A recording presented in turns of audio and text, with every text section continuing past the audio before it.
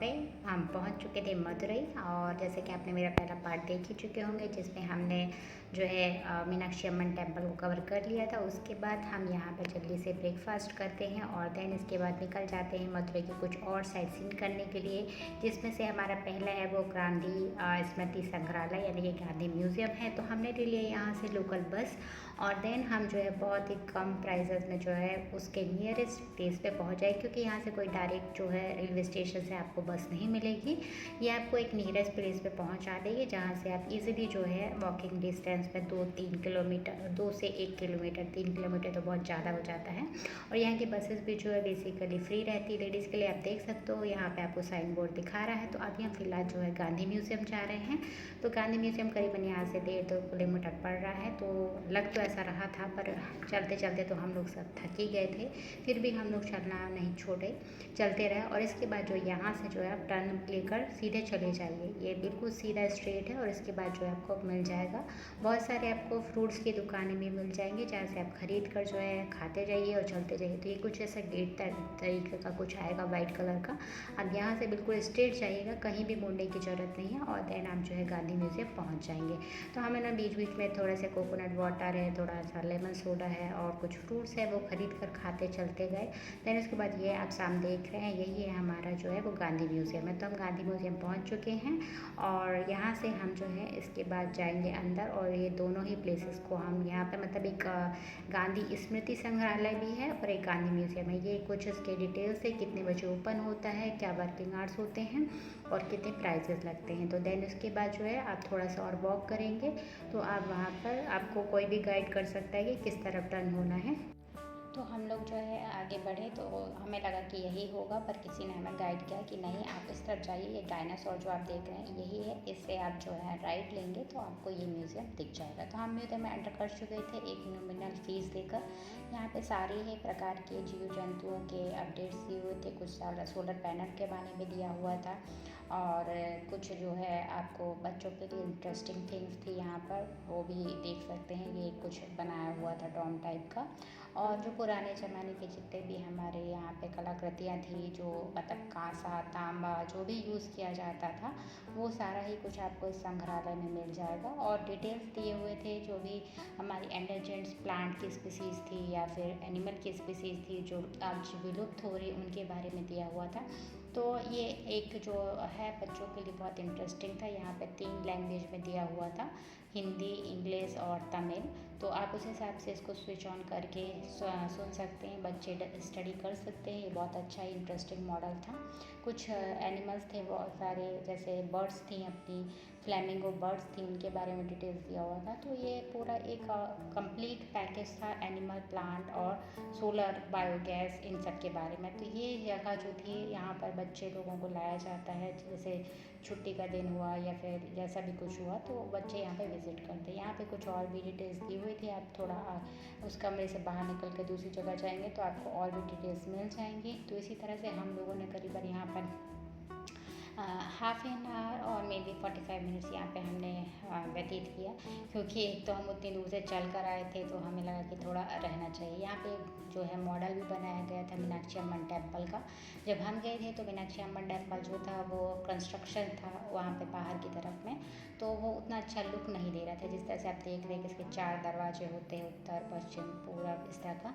और वहाँ पे जब आप एंट्री भी करेंगे ना तो भी आपको जब जिस गेट से आप जाते हैं उसी गेट का ही आपको पास मिलता है। तो आपको वो ध्यान रखना होगा, क्योंकि आपके बैग्स वगैरह जो है उसी साइड में होते हैं। तो ये चीज़ का आप ध्यान रखिएगा। तो ये कुछ यहाँ पे था। इसके बाद जो था इस तरह के और भी थे पुराने समय में, जिस तरह के जो फूलों की बास्केट या फिर जो यूज़ किए जाते थे वो सारे यहाँ पे जो थे बर्तन दिखाए हुए थे। कुछ जो थे मेटल को दिखाया जा रहा था कि उन मेटलों से क्या क्या चीज़ बनाई जा सकती है। जैसे कि आप देख रहे हैं ये मोर है, ये कुछ अलग अलग चीज़ें हैं। फिर इसके बाद जो कुछ अपनी और भी कलाकृतियाँ थी जिसको यहाँ पे प्रदर्शित किया है, कपड़े के बारे में भी किया है। अगर आपने मेरा दिल्ली वाला जो म्यूज़ियम है वो देखा हुआ क्राफ्ट वाला, तो कुछ उसी तरह का है ये भी है। तो वो भी आप मेरा ब्लॉग देख सकते हैं, आपको वहाँ पर पता चल जाएगा कि वहाँ पर जो है वो पूरे ऑल ओवर द उसके बारे में बताया है, इंडिया के बारे में कि गुजरात का कल्चर कैसा होता है, राजस्थान का कल्चर कैसा होता है। यहाँ पे बेसिकली तमिलनाडु रीज़न को ही कवर किया गया है। तो ये थोड़ा सा डिफरेंस है, तो बहुत ही अच्छा है, इंटरेस्टिंग है। पर जो लोग ज़्यादा इस चीज़ में इंटरेस्ट लेते हैं उनके लिए होगा, एक टाइम वन टाइम देखने लायक चीज़ है यहाँ पर। बार बार विज़िट करना तो आई डोंट नो कि ये है कि नहीं। तो आप देख सकते हैं कि जो पाम लीफ होती थी उनमें किस तरह से पहले के लोग लिखा करते थे। ये कुछ औजार हैं जिसके बारे में दिखाया है। फिर इसके बाद जो भगवान पहले कैसे दिखा करते थे, जैसे गणपति जी हैं, शंकर भगवान है, पार्वती जी हैं, उनकी कुछ कलाकृतियाँ बना कर रखी हुई थी। ये यहाँ पर कुछ सीड्स भी थे जो हमारे पुराने समय में किस तरह के सीडों का संग्रहालय होता था, वो भी कुछ चीज़ें दी हुई थी। बहुत सारा आइटम दिया था, तो आराम से आप जो है करीबन यहाँ पर 45 मिनट्स जो है लगा सकते हैं। स्टैम्प्स पहले के समय में यूज़ होते थे, वो भी यहाँ पे दिया है। किसी के नाम पे जो नोट होते थे तो वो भी इस बारे में है। फिर थोड़ा सा यहाँ पे बायोलॉजी भी रख दिया। आई डोंट नो क्यों रखा बायोलॉजी के बारे में, मुझे नहीं पता।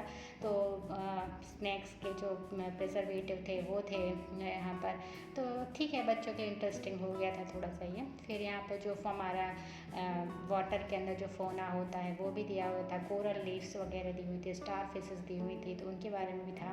फिर आप ये देख सकते हो एनिमल्स जो थे हमारे, बियर, भालू, इनके बारे में बताया गया है। तो इस तरह से पूरा ऑल ओवर तो जो है ना वो उसको कवर कर लेता है। तो थोड़ा सा बच्चों के पर्सपेक्टिव से इसको इंटरेस्टिंग बनाया गया है, ताकि बच्चे जो है माता पिता को ज़्यादा परेशान ना करें, वो भी इन सब में बिज़ी रहें और माता पिता जो है वो अदर चीज़ों को देख सकें। तो मुझे ऐसा कुछ फ़ील हुआ। अगर आप भी विज़िट किए हैं तो आपको कैसा लगा है ये म्यूज़ियम, आप कमेंट सेक्शन में हमें बता सकते हैं। अगर नहीं किया है तो आप जाकर विज़िट करें, देन उसके बाद आकर भी मेरे इस वीडियो के कमेंट बॉक्स में आप बता सकते हैं कि आपका एक्सपीरियंस कैसा रहा इस म्यूज़ियम के लिए।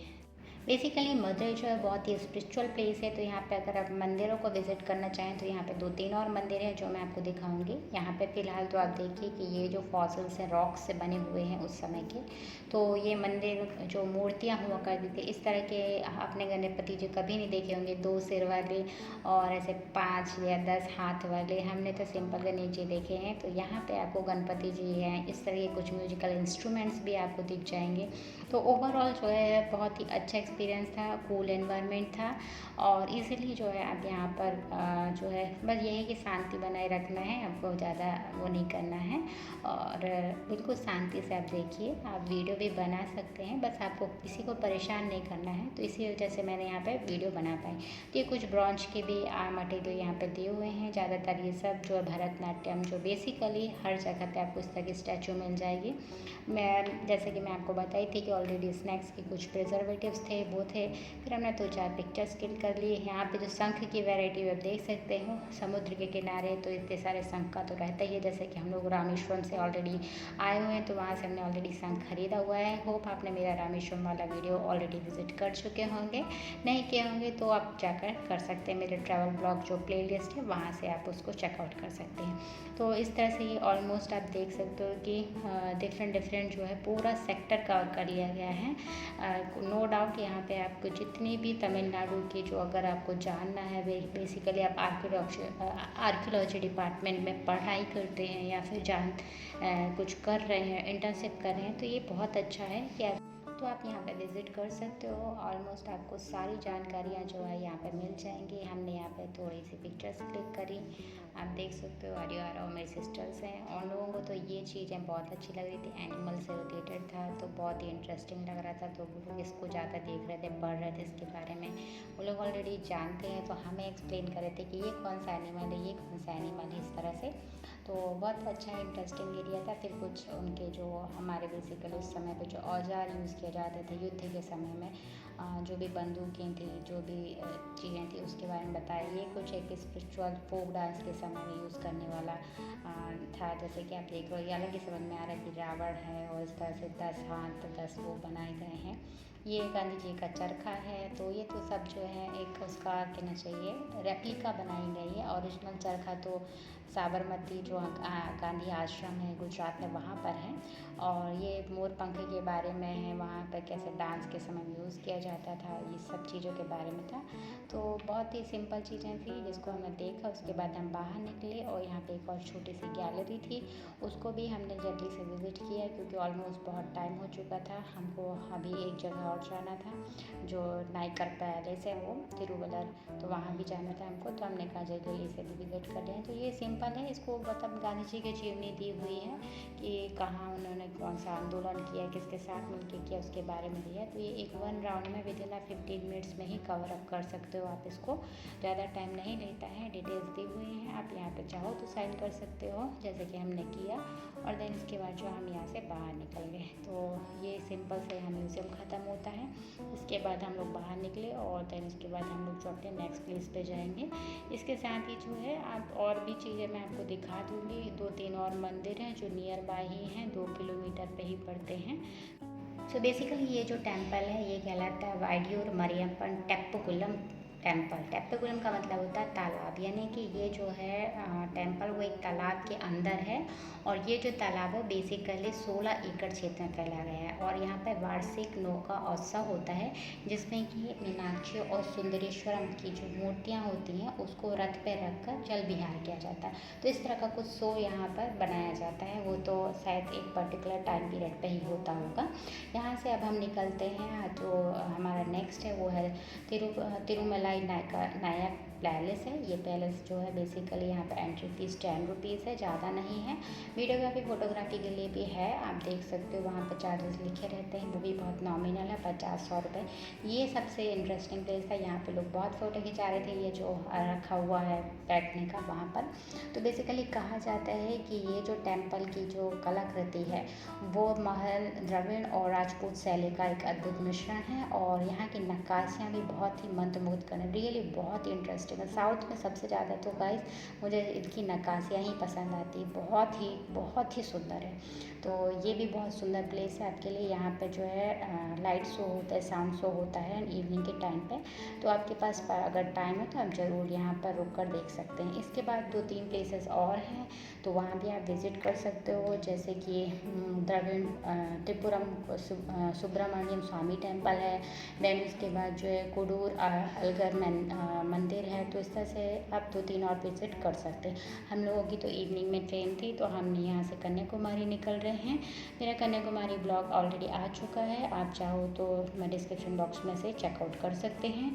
तो अभी don't forget to like share subscribe my channel. और अभी हमारा त्रिवेंद्र वाला ब्लॉग बचा हुआ है, तो हम लोग कन्याकुमारी जो है सुबह पहुँच जाएंगे, जहाँ पे सबसे पहले हम सनराइज़ देखेंगे। तो स्टे ट्यून्ड, मिलती हूँ आपको नेक्स्ट ब्लॉग पर। Bye bye, take care.